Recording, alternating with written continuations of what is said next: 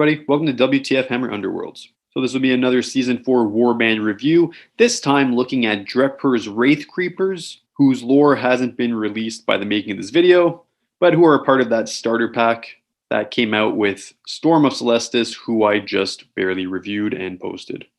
In this video, I'm going to be looking at this Warband's fighter cards, their faction-specific cards, that being their objective cards and power cards, and then rating them on a scale of S2D and comparing them to all other Warbands to see how they fare across all meta. So to start, I'm going to be taking a look at this Warband's fighter cards.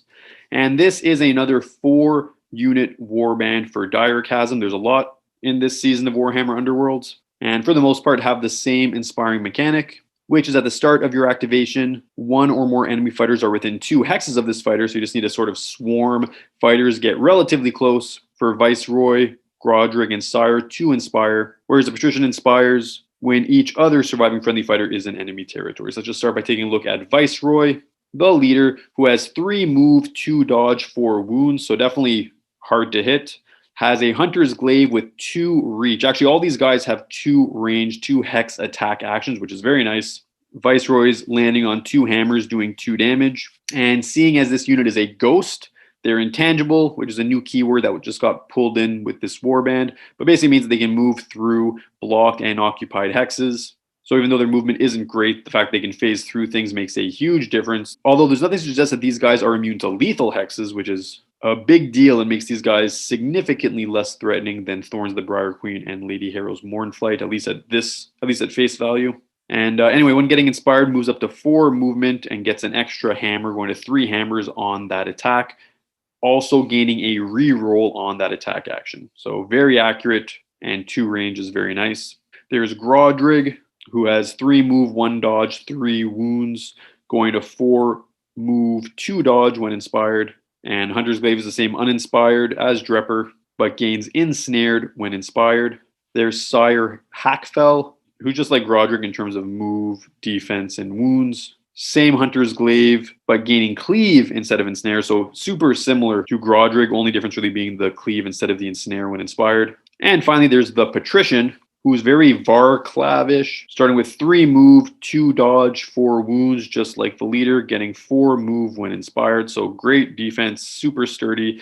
Attack not the greatest, 1 range, 3 swords, 1 damage, going to 2 damage when inspired. Inspiring obviously differently, as I mentioned earlier, when all friendly fighters are in enemy territory. But most notable has the Death Beat reaction, which is great, in which after an opponent's power step, which happens 4 times per round in a 2-player game, 8 times per round in a 3-player game, 12 times per round in a 4-player game. So in a 4-player game, this ability is super overpowered.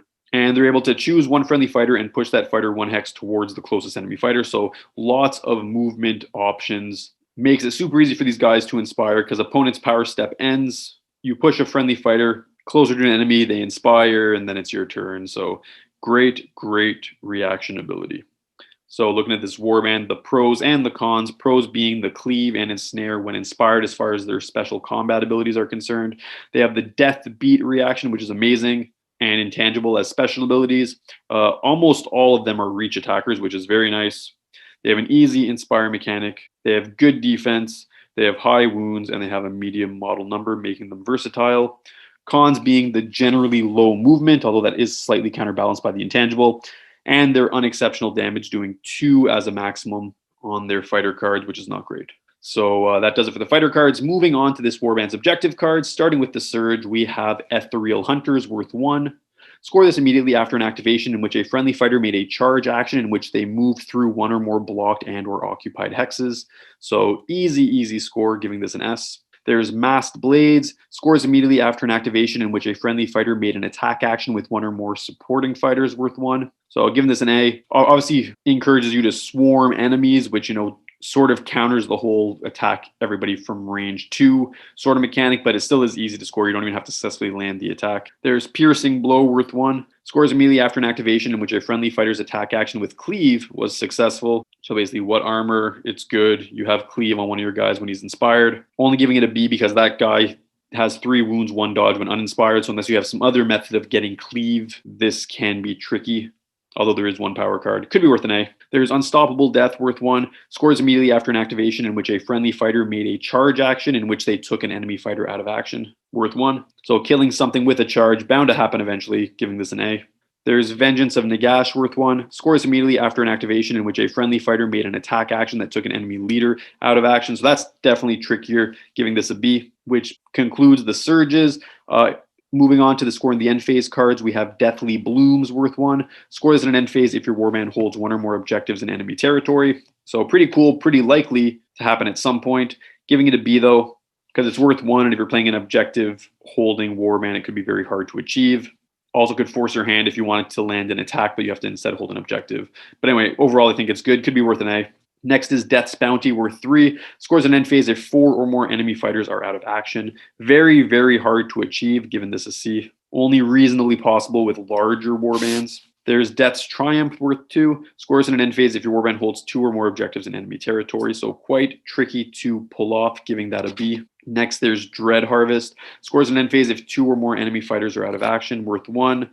Given that a C, because if it's an elite warband or something, it could be very, very difficult to achieve. These guys have lots of cards where you score 1 glory less than the amount of enemies taken out of action in an end phase, and that is always tricky. Next is Inevitable Advance, worth 1 glory. Scores an end phase if each surviving friendly fighter has 1 or more move and or charge tokens. So super easy to pull off. You would have lots of control over achieving this. I'm giving this an A. There's Scythed Down. Scores an end phase if 3 or more enemy fighters are out of action. So this is the third of these types of cards that I was talking about. This is worth 2 glory points. I'm giving it a C, because it's just hard to guarantee that many enemies are going to be killed, especially if you're fighting a low unit warband.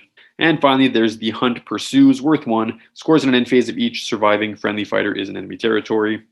Pretty reasonable to pull off, although it does force your hand a little bit. I'm giving this a B, and it's only worth 1. And that does it for the objective cards, which typically promote attacking enemies in various ways, taking enemy fighters out of action, holding objectives in enemy territory, using all fighters, and entering enemy territory. Next, we're going to be moving on to the power cards. Starting with the ploys, we have Deadly Vengeance. As a reaction, play this during an enemy fighter's attack action after the deal damage step. If that attack action will take a friendly fighter out of action, that friendly fighter makes an attack action. So a free attack action as a friendly fighter gets taken out of action. With the reach to attacks, it becomes nice, seeing as it gives you a higher likelihood of being able to actually attack an enemy. So I'm going to give this an A. There's Drifting Death. Choose up to 2 friendly fighters. Push each chosen fighter 1 hex closer to the nearest enemy fighter. So a nice push card. Aligns with their Inspire mechanic. Given this an A, could be worth an S. Probably worth an S. Next, there's Enervating Beat, restricted to the Patrician. Play this only in your power step. -1 damage from enemy fighters' range 1 and range 2 attack actions in the next activation. I like how they time it specifically during your power step, because obviously if you play it during the enemy's power step, then the -1 damage wouldn't really affect them much, seeing as it would be your activation, unless they have some kind of a reaction. But generally speaking, I prefer this wording. It makes things less tricky for new players. Card's decent. I'm giving it a B. Impairs enemy accuracy. Next, there's Fevered Beat, also restricted to the Patrician. Play this only in your power step. Enemy fighters' attack actions have the Fury characteristic in the next activation. So lowers enemies' attack accuracy, potentially, depending on if they're Smashers or Furiers. I'm giving this a B. There's Heart Piercer. Play this only in an opponent's power step. The first range 2 attack action made by a friendly fighter in the next activation has Cleave. So nice to get Cleave, especially considering that objective card.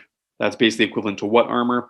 I'm going to give this a B. Might be worth an A. Depends on the warband you're fighting and what their defense characteristic is. Next is Horrifying Shriek. Choose 1 enemy fighter within 3 hexes of 1 or more friendly fighters and push the chosen fighter 1 hex. So it's basically a poor man's distraction. I'm giving it an A, because you're going to be advancing on enemies anyway, so it's pretty likely you're going to be able to do this, but unfortunately wouldn't be able to screw over those far away enemies that are trying to score passive glory holding objective tokens or something. Next is Methodical Attacks. As a reaction, play this after an activation in which a friendly fighter made a failed attack action. That fighter makes an attack action. So the old double swing if you miss, giving this an A, always nice. There's Somnolent Beat, restricted to the Patrician. Play this only in your power step. -1 move from enemy fighters in the next activation. So nice, could impair them pretty well. Giving it a B though, because they might decide not to move. They might use a ranged attack. It really depends on who you're fighting and what their options are. And there's Stuff of Nightmares. Choose 1 enemy fighter within 2 hexes of a friendly fighter and roll an attack dice. On a roll of smash, deal 1 damage to the chosen fighter. So 33% chance to do damage to a fighter. Not great. B, maybe a C. The damage is nice, but the low likelihood of actually happening is not nice. There's Unending Pursuit. Choose a friendly fighter and push that fighter 1 hex. So a nice sidestep, giving this an A. And that does it for the ploys, which typically promote pushing friendly and enemy fighters, improving accuracy, decreasing enemy accuracy, improving defense, reducing enemy movement, and dealing damage. Which brings us to our upgrades. Bitter Strength, +1 damage, just like Great Strength. It's really good. I'm giving that an A. There's Carrion Companion, restricted to Hackfell. After this fighter's attack action, which takes an adjacent enemy fighter out of action, gain 1 glory point. So I'll give this an A. Extra glory for killing an adjacent enemy, which is a bit of a bummer considering they have a range to attack, but it's still nice.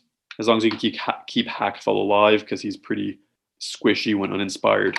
There's Death Grasp, restricted to the leader. Range 1, 3 hammers, 2 damage, so quite accurate, and if this attack succeeds, give the target 1 move token. So definitely nice, although Drepur is obviously in danger, considering he'd have to be adjacent to the enemy that he gives the move token to. I'm giving it an A, though, because I think it's a pretty good attack action upgrade. There's Deathly Vigor, which is +1 wounds, giving that an A. There's Memories of the Hunt, which is +1 move, giving that an A as well. There's Murderous Accomplice, restricted to Grodrig. As a reaction, after another friendly fighter's move action made as part of a charge action, push this fighter up to 2 hexes so that this fighter is adjacent to 1 or more of that fighter's targets. So a nice push card, allows you to get some support. Restricted to Grodrig, though, which is the only real downside. I'm giving it a B. Could be worth an A, but I think B is more reasonable. There's Murder Pact, +1 damage on this fighter's range 1 and range 2 attack actions if that fighter has 1 or more supporting fighters, and +1 dice to other friendly fighters' attack actions if this fighter is supporting the attacker. So good card. Obviously support conditional, but if you're moving with the intention of giving support, it becomes very good. I'm going to give this an A, especially since it can go on any of your fighters. There's Pall of Fear, -1 dice from enemy fighters' range 1 and range 2 attack actions that target this fighter. So definitely good anti-melee, good defense. I'm giving this an S. I think it's really good. Can make one of your fighters very difficult to take out of action. Which brings me to Tearing Claws, which is restricted to the Patrician. Range 1, 2 swords, 2 damage, cleave, and ensnare. I mean, if you get any successes, it's very nice, but with 2 fury, it's not super likely. I'm giving this a B, and it's also restricted to the Patrician, which is a downside. There's the Point of Death, which is the last card, in which you can reroll 1 dice in this fighter's attack rolls during this fighter's charge action. I mean, it's good, especially considering these guys are very aggressive, you know, if you're using their objective cards. So I'm going to give this an A. And that brings me to the end of the upgrades, which typically promote increasing damage, gaining extra glory, pushing friendly fighters, increasing wounds, increasing movement, augmenting the support mechanic, reducing enemy accuracy, and an exceptional weapon upgrade. And here is my overview. So objectives, you can see, are not the greatest in general. There are some that are very hard to pull off. There are a few that are quite good. 1S, 3A tier, debatably 4A tier. Most are kind of in the middle. Gambit's also not super great. They do have some nice push cards. Nothing that I'd say is break the bank awesome. I didn't give any of these cards the S ranking. Upgrades, though, definitely are their strongest cards overall. Many very useful cards that should be put in your deck if you're playing these guys. Overall, though, I'd say cards are good, but not great. And that brings me to the end. So time to look at this warband as a whole and rate them and compare them to all the other warbands that have been rated thus far. First point I want to make is that these guys have an amazing push special ability from the Patrician, which also works synchronously with their Inspire mechanic. And if you happen to be playing a multiplayer game with 3 or 4 people, it's super, super powerful. Allows them to be very successful aggressively. These guys also have many range 2 attackers, which is very nice, which are generally accurate, moderately damaging, and aligns with their Inspire mechanic because they need to be 2 hexes away in order to inspire, and their attacks are 2 away, so just very nice. And they have great upgrade cards, which provide useful and versatile buffs across the board. So they're very flexible, very generally useful. And finally, though, I would say that they're not exceptionally tough. Having 2 4-wound units and 2 3-wound units, those 3-wound units are pretty flimsy, starting with 1 dodge uninspired. So their whole aggressive style, which is highly encouraged, which I would encourage people playing these guys to use, can backfire on them. But overall, when I look at these guys, also considering the fact that they're ghosts, although they are susceptible to lethal hexes, I do rank these guys as an A, and this is where I place them in the greater scheme of things. In the A tier, as I mentioned, right before Mollog's Mob. Now, I love Mollog's Mob, and it's always hard to place these warbands now, considering just how many warbands there are and how I'm trying to fine tune which warband is typically better across all meta and more flexible. And I feel like Drepur's Wraithcreepers are a lot more flexible, especially with their push mechanic. They can be successful in flex play, whereas Mologs cannot, although Mologs are quite dominant in aggressive play.